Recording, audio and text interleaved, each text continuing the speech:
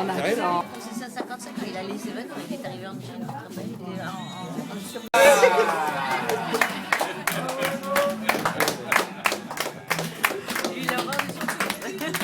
C'est la deuxième fois qu'on vous dit. Oui, sur Apple.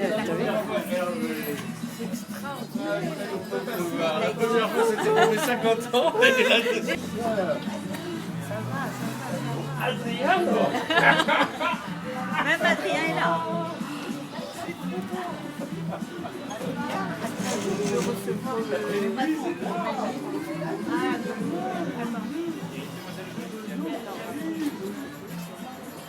Comment vous avez fait un truc? Comment vous avez fait un truc? C'est pas, on était pas du tout dedans. Il n'y a pas eu de belles choses de la vie qui sont ici. Et de deux. Salut, Jack. François Weber qui voulait venir avec Ouais. Non. Eh ben écoute, je regrette. Ah bah tu content, t'as même pas fait. Il est content, il est content. Philippe. Oui. Il y a mon Tom qui est là. Il adore.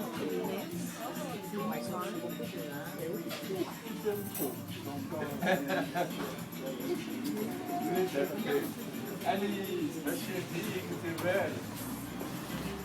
Eh ben écoute, merci à vous d'abord, à vous, parce que c'est les gens les plus merveilleux de ma vie qui sont avec moi. On est content d'être là, oui. Moi je suis on va jusqu'au ciel. Bonsoir.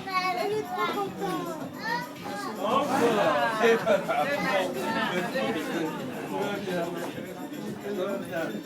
Et après, je suis content que tu sois là, que tu jamais, c'est trop gentil. C'est trop sympa, c'est trop sympa. Heureux de te voir. Merci d'avoir joué le jeu avec nous. C'est pour ça qu'on est éclairé et donc comme vous l'avez compris, on est là pour célébrer le nouveau départ de Philippe qui a commencé ce voyage il y a bien d'années au nord de la Méditerranée. 1948. 1948, son histoire commençait sur les rives de Carthage. Une enfance baignée dans le soleil, des beignets à l'huile, les conserves tucales et la boutargue fine. 1964, un premier départ, un exode presque, l'emmenant en France, ici même à Neuilly, salut Charles de Gaulle. Exactement où il allait faire ses classes d'étudiants, au lycée Pasteur, comme tu viens de le rappeler, intégrer médecine, fierté des parents. Fin des années 70, un passage rapide sur l'île Saint-Louis pour des années bohèmes. La rue Rose-Gratier. Hervé, tu te rappelles la rue Gratier? 1980, il revient à Neuilly, officiellement s'installer au 2 des Huissiers, où il briguera désormais la plaque dorée du docteur Philippe Costas. À quelques pas du fameux 156 avenue Charles de Gaulle. Quel succès! Le 47, 45, 87 deux fois sonne toujours occupé. Les patients patientent pour voir le docteur Costas. Des quatre coins de Neuilly et bien au-delà, ils se précipitent pour être examinés, suivis, écoutés par le charmant et très rassurant docteur Costas. Il parcourt le village de Neuilly en long, en large et en travers. Il connaît chaque maison, chaque jardin, chaque terrasse. Des générations entières sont passées par le stéthoscope du docteur Philippe Costas ou la salle d'attente de la rue des Huissiers. De Jacques Deschamps à MC Solar, malencontreusement pris pour un employé de maison, ou de Martin Bouygues à la famille Bettencourt, les plus grands noms de Neuilly accourent pour voir le docteur Costas. On se rappellera des secrétaires fidèles qui font tenir ce cabinet très fréquenté malgré des congés maternité répétés. De Nelly, sa mère, qui prenait le téléphone les matins sans secrétaire.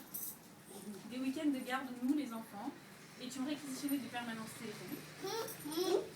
L'attendant enfermé dans la voiture. J'arrive dans 5 minutes, nous disait-il. Malgré l'attente, nous admirions ce père et apprenions beaucoup de son engagement et de son dur labeur. Le docteur Koskas est un membre actif de la communauté des médecins de Neuilly, respecté par ses pairs, dont certains nous feront ce soir l'immense joie d'être présents à nos côtés. 35 ans de loyaux services. 35 ans de travail acharné, de longues journées, d'engagement inconditionnel pour chacun de ses patients. 35 années d'amour, de conseils, d'ordonnances et autres certificats. 2016, Neuilly perd son formidable médecin généraliste, mais gagne un retraité heureux, libéré, qui va enfin pouvoir profiter de ses journées, de ses petits-enfants et du monde entier. Et c'est pourquoi papa, Philippe, nous sommes très heureux d'être à tes côtés ce soir pour célébrer ce nouveau départ et t'offrir au nom de tous ici et ailleurs pour ceux qui ne sont pas là, un voyage autour du monde. Oh, c'est pas possible. Vous avez fait ça. Vous avez fait tout. Hein. Écoutez, je ne sais pas comment dire, c'est le plus beau jour de ma vie que vous faites. C'est incroyable, c'est incroyable. Vous savez que c'était mon idée de toujours. Bravo, merci beaucoup. Génie.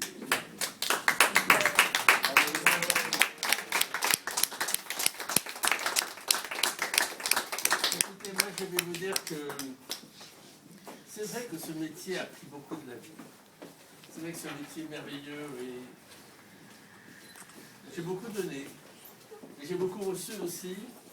Et vous qui êtes là, vous savez combien on a été tous mobilisés, pris par tout ça. Mais c'est-à-dire qu'on était ensemble. Et même si on ne se voyait pas toujours beaucoup, même si on était pris par le temps et par beaucoup de choses, ça a été merveilleux d'être avec vous toujours. Et nous nous sommes accompagnés. Et c'était très beau. C'était très émouvant, très fort, très important. Et c'est pas la peine de faire des qualificatifs extraordinaires pour dire que moi j'ai été très heureux pendant toutes ces années. Les choses ont été différentes à un moment. Et ben merci Corinne d'être là parce que c'est une nouvelle vie qu'on va commencer ensemble. Et ce tour du monde on le fera ensemble, je suis sûr. Voilà. Donc merci d'être là, merci de votre amitié toujours présente et à la vie. Pourquoi? Parce qu'il avait une bagnole qui me faisait baver de jalousie. Il avait la coccinelle cabriolet gris métallisé. Et on le regardait monter le boulevard de l'hôpital en disant putain, le mec a réussi. Le salaud. Et toutes ces années, on était admiratifs. Il s'installe à Neuilly, moi également, après lui, puisqu'il était un des premiers de la fac Moi je pense que à c'est s'installer. dire un peu. Toi tu peux l'écrire, mais moi je suis sûr que je l'ai fait. Mais je veux dire la chose suivante, c'est que il fera beaucoup de gens tristes, parce que Philippe, c'est un vrai médecin, qu'on n'en voit plus, qui sait écouter, qui sait dialoguer, qui sait accompagner. Et je sais déjà, parce que tu as prévenu il y a quelques mois que tu allais partir, que tu as fait beaucoup d'orphelins. Ils te regardent, ils te regretteront, même si quelqu'un va te remplacer, que tu as choisi, puisque c'est important aussi. Mais je peux dire une chose, c'est que tout le monde te regrettera, et je pense que la médecine que tu as fait n'existera de moins en moins malheureusement. Et en tout cas, on te remercie pour tout ce que tu as fait pour nos malades parfois en commun. Merci. À toi. Hervé, Très grande institution. Hervé est président de l'amicale des médecins de Neuilly. Marc aussi. Jacques a été président de l'amicale des médecins de Neuilly. Et toi, Et moi, j'ai été président. Je voulais 4 présidents. dire 3 mots. Heureusement que les élections Je voudrais vous raconter quelques anecdotes. Après, je préciserai. On commence. Vincent, désolé d'être en retard. Non, pas du tout. C'est un bonheur que tu sois là. Voilà, c'est tout ce que je veux dire. Parlez justement. Voilà un peu. Et il m'a dit, je te dérange pas. Ah non, Jacques, jamais. Voilà, je t'appelle parce que tu vas être élu président de l'amicale de Neuilly. J'ai dit non, Jacques, c'est pas mon bien. Franchement, non, j'ai donné pour la commission des élus. Mais si on ne te demande pas ton avis, c'est-à-dire que tu vas être élu à la prochaine assemblée générale. Alors, j'ai dit, ah bon, je ne se refuse pas. Non, en fait, et effectivement, à l'amicale suivante, très curieusement, on est 3 candidats et j'ai effectivement été élu Dans les hasards. par le plus grand des hasards. Et à ce moment-là, on a tous considéré que Jacques avait été un président exceptionnel. Il faut le rappeler. Il faut le rappeler. ne pouvait pas partir comme ça sans aucun titre. Et donc on a créé le titre de président à vie. Et donc Jacques est le président à vie, c'est pour ça qu'il va terminer ce discours. Après que j'ai ajouté... Je parle très mal, beaucoup moins bien que Marc et Hervé. Et puis je suis pas fini, mais je voulais quand même prendre la parole parce que les enfants ont dit beaucoup de bien de toi, mais moi je voulais témoigner pour dire que c'était la vérité. Ils sont suspects. d'amour. C'est la vérité parce que Philippe, tu as été un grand médecin et moi je peux en témoigner parce que je passais parfois quand je suis en vacances derrière. Vous avez envoyé des patients de garde. Oui, je me rappelle. Et j'ai jamais vu d'erreur ou de coquille ou de. C'est vrai, sûr ça. Non. Eh ben oui. Là, quand je suis parti, il y a des gens, je savais très bien qu'ils n'iraient pas voir mon successeur. J'ai souvent donné ton nom, et celui de Marine, bien sûr, parce que c'est deux gens avec qui j'étais le plus près dans les généralistes de ma vie. Et donc un bon médecin sur le plan de la compétence, mais aussi un bon médecin sur le plan de la chaleur humaine, du temps que tu accordais, etc. Alors, je voulais en témoigner, je tenais absolument à le dire. Très généreux. C'est vrai. Oui, mais je t'aimais beaucoup, Charles. Je t'aime toujours beaucoup. Et je voulais en témoigner, parce que... Tu as raison. Bah oui. Bon, donc pas, faut le dire, mon ami. Et puis, je voulais dire un dernier mot aussi, sur quelques déjeuners qu'on a eus avec Hervé et Henri Voisin. On n'a pas oublié. Qui serait on n'a pas oublié. Qui était également quelqu'un de remarquable, une grande gentillesse. Et voilà. Et donc, je te souhaite une très bonne retraite. Exactement. Merci beaucoup, merci beaucoup. La passerelle de la Jatte. Oui, vous vous souvenez de ça. On avait pris le... Non, et le château. Le château aussi, oui. Mais le départ, ça a été là-bas. Et on avait dit une fois par semaine, une fois par mois, on se retrouve. Et c'était chouette parce que je crois que c'était important qu'on soit ensemble. Ça voulait dire que, bon, elle y était là, quoi. Moi, je vais dire sœur. Ma sœur avait 9 ans quand il est né. Et le soir de sa naissance, avec les téléphones à fil, j'ai appris l'heureux moment. Et j'ai dit à maman, merci de m'avoir donné un petit frère. Ces phrases sont restées dans la famille. Et je dis encore, merci mon frère de tout ce que tu as fait pour moi, pour mes enfants, pour mon mari.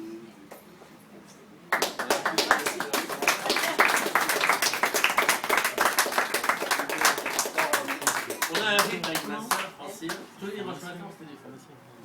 Ça a toujours été comme ça depuis que notre mère est partie. Et tous les dimanches matin, on se téléphone. Et c'est toujours un moment très chouette. On se raconte plein de trucs, ça ressort des machins. C'est très bien. Très bien. Bon, on va toujours se téléphoner. Demain matin. On va se dire, il n'y a plus de grève, je suis venu. Et on a vraiment travaillé ensemble. Attention, les enfants sont dehors. Oui, mais entrez là. Et moi, je voulais te remercier de dire que moi, j'ai beaucoup apprécié, vraiment, de travailler avec toi. Je te remercie d'avoir pris en charge beaucoup de mes patients. Et non, mais c'était un bon pilier qu'on avait là. Et puis, Marine n'est pas là, mais moi, j'évoquerai bien sûr sa présence parce que c'était un peu ma fille, Marine.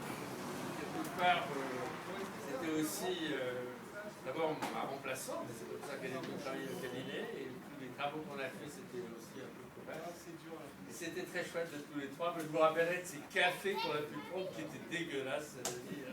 Maintenant, j'ai vu que vous avez une superbe machine d'espresso. Depuis ton départ. Marine m'a prétendu que tu ne supportais pas l'espresso, donc elle a attendu ton départ. On a eu un café tous les matins, absolument dégueulasse. Mais qu'est-ce que c'était sympa de se prendre ce petit café ensemble. Ah, mais joli, il y a encore plein de monde qui est arrivé.